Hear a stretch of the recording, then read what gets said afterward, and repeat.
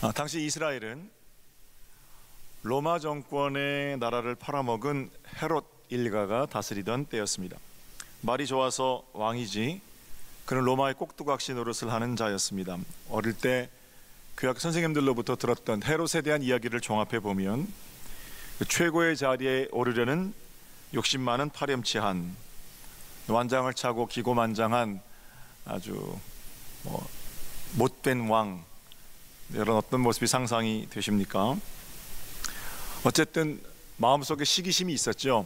정통 유대인도 아닌데다가 유대인의 왕 노릇을 하려니까 그 가짜 왕 노릇하기가 얼마나 힘들겠어요. 그래서 그 마음에 시기심으로 가득 차 있었던 자, 그냥 다스리지 못한 정도가 아니라 거기 붙들려 살아갔던 자, 이렇게 헤롯의 이름을 따로 부를 수 있을 겁니다. 욕만 할 게 아닙니다. 그 성경은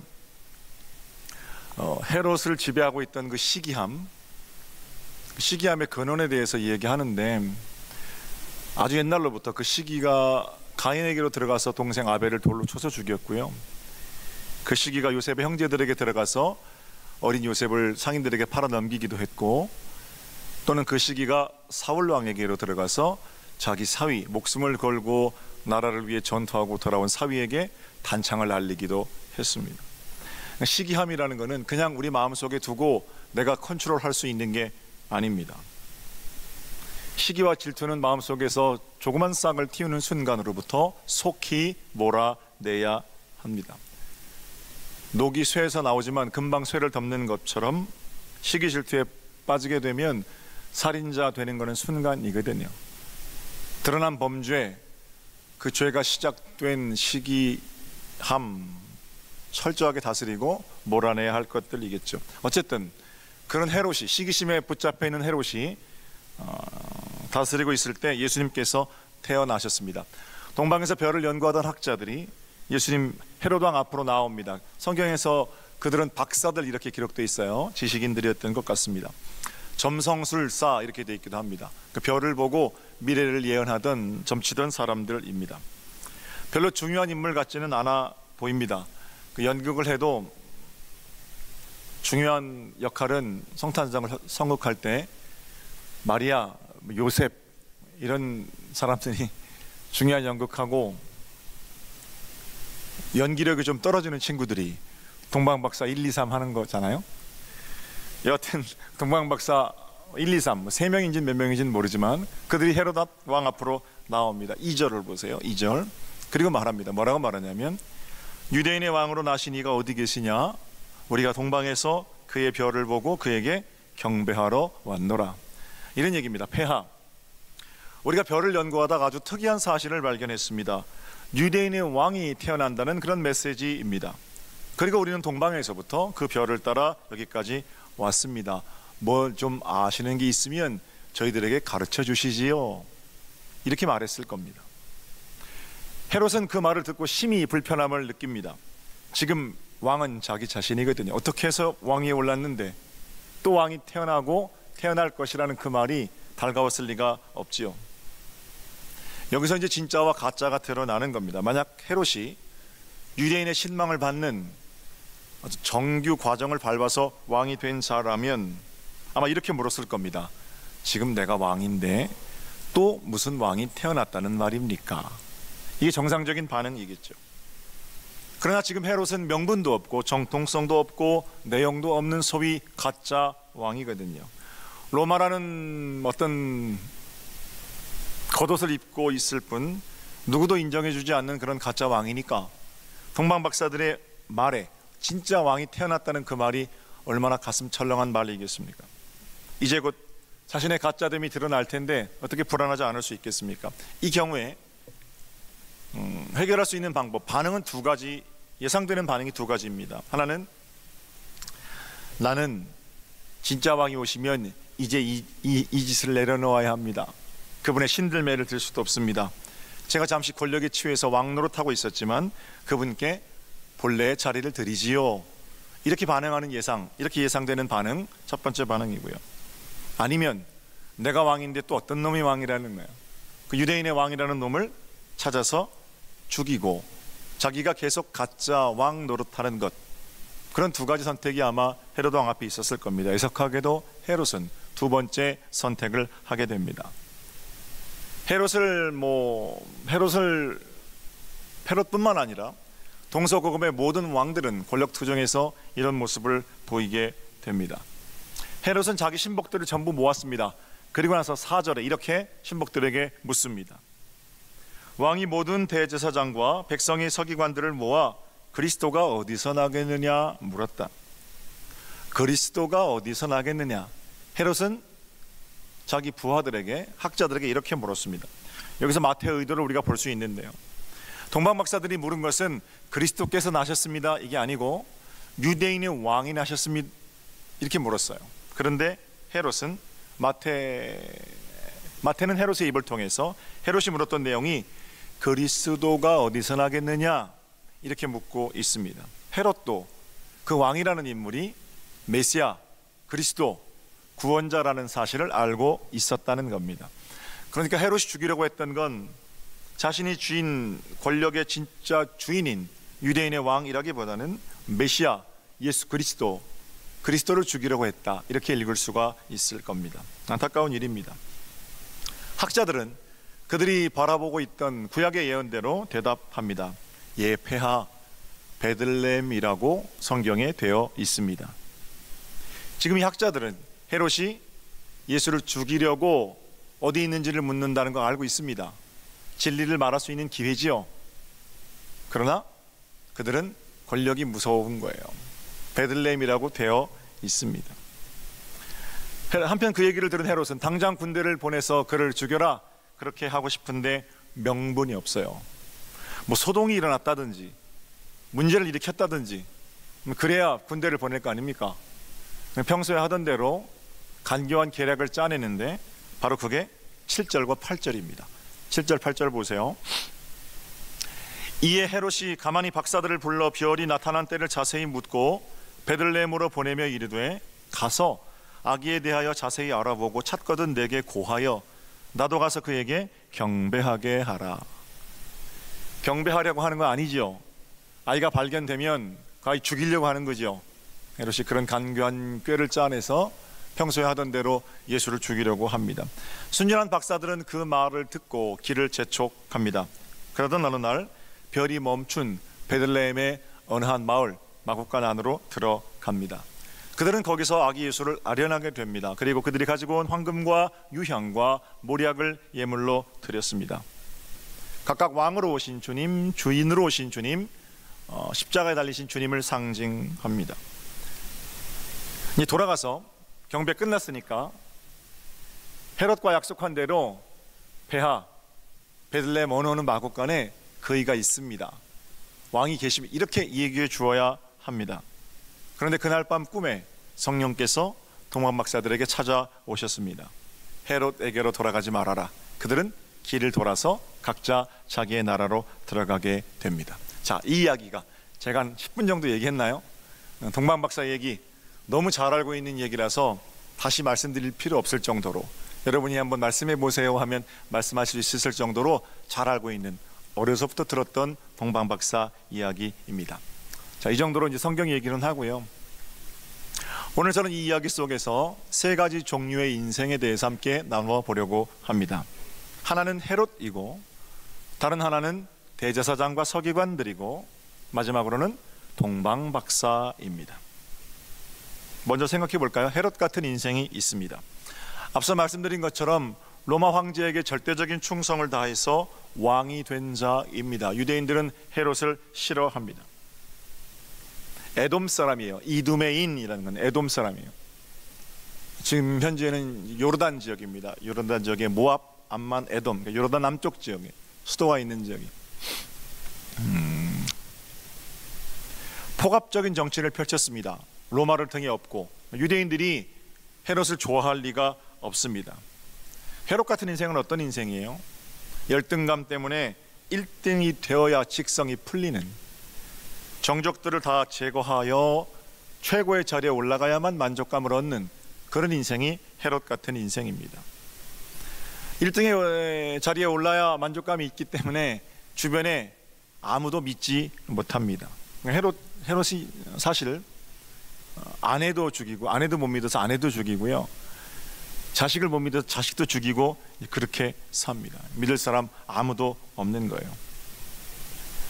요즘 제가 TV에서 영화를 한 편 보는데, 예전에 했던 영화 관상이라는 영화를 하더라고요. 거기 보니까 수양대군이 나와요. 꼭 그런 인물이에요. 관상쟁이가 수양대군 얼굴을 보고 늑대상이다 그러잖아요. 정작 그 왕에 오르기 위해서 전부 죽이잖아요. 마지막이 비참하기 그지 없죠. 권력투쟁, 역사상 벌어지는 모든 권력투쟁의 현실은 바로 이런 겁니다. 모두를 다 죽이고 높은 자리에 서야, 가장 앞서 나가야 성공한 인생이라고 생각되어지는 그런 인생이죠. 일전에 한번 말씀드린 적이 있는데, 강수돌이라는 교수님이 쓴 팔꿈치 사회라는 책이 있습니다. 그 책의 내용은 경쟁이 어떻게 우리 가운데 내면화되었는가 하는 내용입니다. 자본주의 시스템 안에서 여러분과 제가 경쟁을 피할 수 없다는 겁니다. 그 선생님 말을 그대로 지금 하자면, 경쟁을 즐깁시다, 이런 게 이 시스템 안에서 말이 안 된다는 거예요.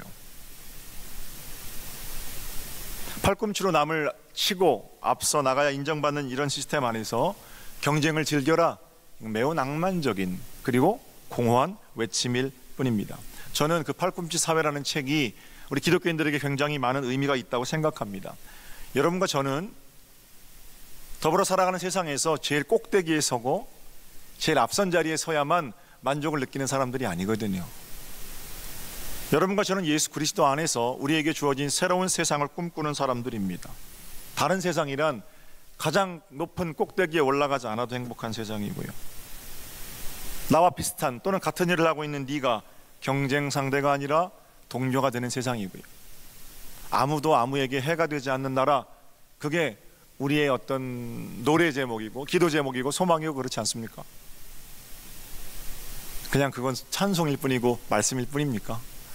아니죠. 정말 그 나라가 어떤 나라인지는 모르지만 하나님께서 우리에게 주신 복되고 귀한 나라를 꿈꾸지요. 어린이가 독사골에 손을 넣고 사자와 어린 양이 함께 뛰노는 나라. 헤롯처럼 현재 누리고 있는 것들을 더 많이 그리고 더 깊이 누리기 위해서 팔꿈치로 다른 이들을 쳐내지 않아도 되는 세상, 그런 세상이 우리가 꿈꾸는 세상입니다. 우리 주님은 높이로만 따지자면 주님보다 높으신 분이 없으십니다. 그러나 그 주님께서 어디 오셨어요? 말밥통에 오셨습니다. 전 인류의 어느 백성들 중에서 주님보다 더 비천한 탄생을 가지고 태어난 이가 없습니다. 가장 비천한 자의 눈물을 우리 주님께서는 아시는 겁니다. 그분은 33년 동안 이 땅에 사시면서 높아지려고 발버둥 치지 않으셨습니다. 높은 자리에 올라간 후에야 낮은 섬김을 실천하신 것도 아닙니다. 묵묵히 하늘아버지인 하나님의 독생자께서 우리를 향해서 겸손한 길을 걸어 가셨습니다. 그분의 말씀도 그렇습니다. 으뜸이 되려고 하는 자들에게 으뜸이 되려고 하는 자는 먼저 종이 되어야 한다. 앉아서 먹는 자가 크냐, 서서 대접하는 자가 크냐. 세상은 앉아서 먹는 자가 크다고 말하지만 너희는 서서 대접하는 자가 되어야 한다. 앉아서 먹을 수 있는 자격이 있는 자가 되어서야 비로소 서서 대접하라, 이게 아닙니다. 언제나 서서 대접하는 자가 크다는 겁니다. 그 말씀을 너무 비틀면 안 됩니다. 지금 내 중심이 어느 방향을 향하고 있느냐, 이런 문제를 여전히 우리 주님은 물으신 겁니다. 그렇다면 여러분, 이 땅의 교회들이 왜 힘을 잃었습니까? 더 큰 교회, 더 많은 재정, 더 많은 사람들이 교회에 모여들지 않아서 교회가 힘을 잃은 겁니까? 천만에요. 기독교인들이 1%밖에 안 될 때 교회는 사람들에게 존경의 대상이었습니다. 그러나 전 국민 4명 중에 1명이 기독교인이라는데 오히려 손가락질 대상이 되는 것은 뭔가 교회가 규모는 커졌지만 잘못하고 있다는 거죠. 이런 겁니다. 세상에 찌들어 살다가 예수님이 궁금하고 또 다른 세상이 있지 않을까, 예수님 안에 사는 자들 늘 저렇게 기쁜데 과연 무엇이 저렇게 기쁜가, 그리고 교회 안에 들어와 봤더니 기도하고 묵상하고 하나님의 뜻대로 살려고 하는 사람들은 없고, 예수 믿고 부자 되는 법, 예수 믿고 오래 사는 법, 예수 믿고 성공하는 법 이런 것만 가르치니까 교회도 똑같네 그러고 가는 겁니다. 사랑하는 여러분, 교회의 능력은 거룩함입니다. 너무 높이 올라가려고 하지 마십시오. 이번 성탄절에 예수님께서 어디 오셨는가를 기억하면 높이 올라가지 못해서 괴로운 그 마음 내려놓고 우리의 빈 마음 가운데 주님 모셔드리는 것으로부터 거룩한 탄생은 시작되는 겁니다. 욕심으로 꽉 찬 마음, 빈 방 없는 그런 마음 가지고는 천국의 기쁨을 모릅니다. 세상 누구도 동료가 되지 못하는, 세상 모든 사람들이 전부 내가 이용해야 될 사람이 되는 그런 지경의 삶을 가지고 평강을 말하는 것이 오히려 공허한 겁니다. 언제 그 사람이 적으로 돌변할지 모르기 때문에 불안한 세상, 천만금을 쌓아놓고도 하루 저녁도 다리 뻗고 잘 수 없는 세상, 여러분 혹시 그런 세상 꿈꾸십니까? 그런 거 아니지요. 우리 주님께서 말씀하신 하나님의 나라는 헤롯들이 판치는, 각종 헤롯들만 큰 소리를 내는 그런 나라가 아닙니다. 그 내려놓지 못하면, 그래서 지옥 같은 삶을 매일같이 달려가면 그게 벌 받는 거라니까요. 예수 그리스도 안에서 새로운 세상을 꿈꾸며 2019년 우리 맞이했으면 좋겠습니다. 꼭대기에 올라가지 않아도 얼마든지 행복할 수 있음을 여러분이 살아가는 인생을 통해 보여주십시오. 그리고 가진 것 가지고, 올라간 것 가지고 자랑하는 자들을 부끄럽게 하는 겁니다. 나는 가지지 않아도, 나는 올라가지 않아도 지금 이렇게 행복하고 행복한 삶을 산다는, 그것이 우리의 마음속에 있는 각종 헤롯들을 몰아내는 길입니다. 승리하시기를 주님의 이름으로 축복합니다.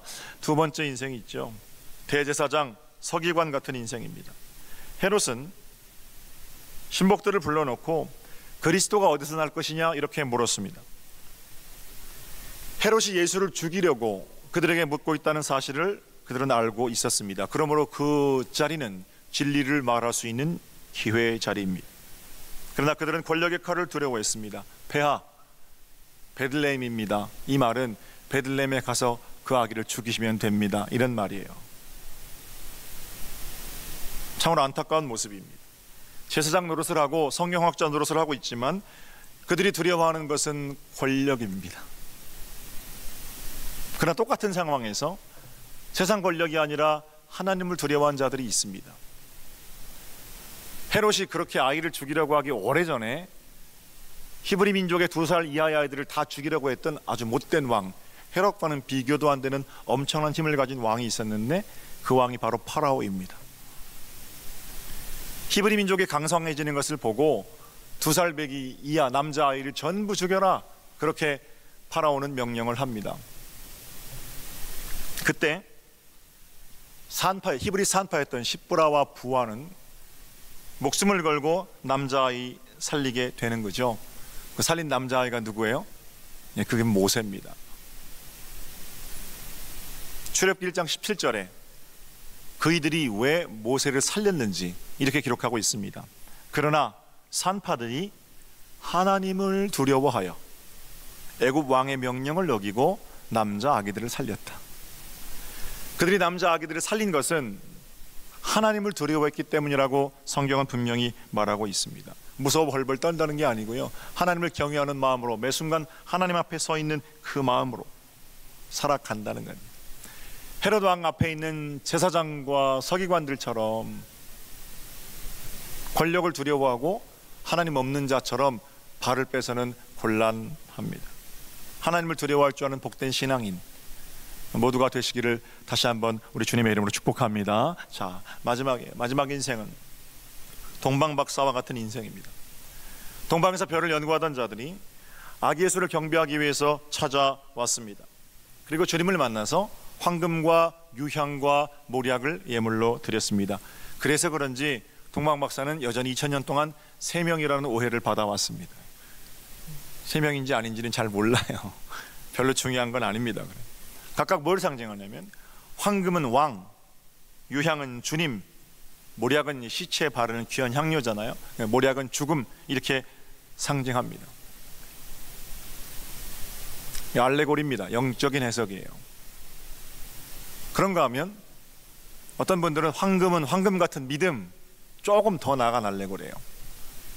유향은 주님께 올려드리는 향기니까 소망이 있는 소망의 기도, 모략은 우리를 향한 그리스도의 대속의 사랑이잖아요. 사랑, 그래서 각각 믿음, 소망, 사랑이다 이렇게 말씀하시기도 합니다. 천재 같은 해석인 거예요. 사실은 성경에 그런 말은 없어요. 황금이 뭐고 유향이 뭐고 모략이 뭔가 하는 것을 밝히는 것은 저는 별로 중요한 건 아닌 것 같습니다. 좋은 해석이긴 합니다만, 더욱더 우리가 집중해야 되는 것은 그 귀한 것을 아기 예수께 구별해서 드리는 동방박사들의 마음입니다. 황금만큼 비워진, 유향만큼 비워진, 몰약만큼 비워진 그들의 마음입니다. 그리고 그 빈 마음 위로 주님께서 찾아오셔서 그들의 기쁨이 되어 주셨습니다. 주님, 내게 오셔서 기쁨과 평강으로 채워주세요. 뭐가 비어 있어야 찾아오지. 헤롯처럼 높아지려는 마음으로만 가득한데, 제사장 서기관들처럼 이리저리 어찌하지 못하는 갈팡질팡한 흔들리는 마음으로만, 또는 권력에 기대어 있는 그런 마음들로만 가득한데, 주님께서 찾아오셔도 들어가실 방이 있어야죠. 동방박사들은 황금만큼 유향만큼 모략만큼 비워낸 방, 그 마음, 가장 소중한 중심에 주님께서 기쁨과 평강으로 찾아오시는 거죠. 헌금 많이 갖다 바치라는 얘기가 절대로 아니에요. 우리 주님께 얼마나 내 마음을 드렸고, 주님께 얼마나 내 중심을 내어드렸고, 주님 말씀이 내가 가지고 있는 철학, 가치관, 내 좌우명보다 훨씬 더 큰 음성으로 내게 들리는가, 이런 문제예요. 주님 때문에 내가 그것도 참고 견딜 수 있겠는가, 주님 때문에 내가 가장 기뻐하는 것보다 더 큰 기쁨을 가지고 있는가. 지금 간절하게 내가 원하는 것이 내 인생입니다. 이번 성탄절에 받기 원하는 가장 소중한 선물, 예수 그리스도라면 주님께서 내 인생이 되어 주시는 겁니다. 이틀 남았거든요. 어떤 마음으로 이번 성탄절 맞이하시겠습니까?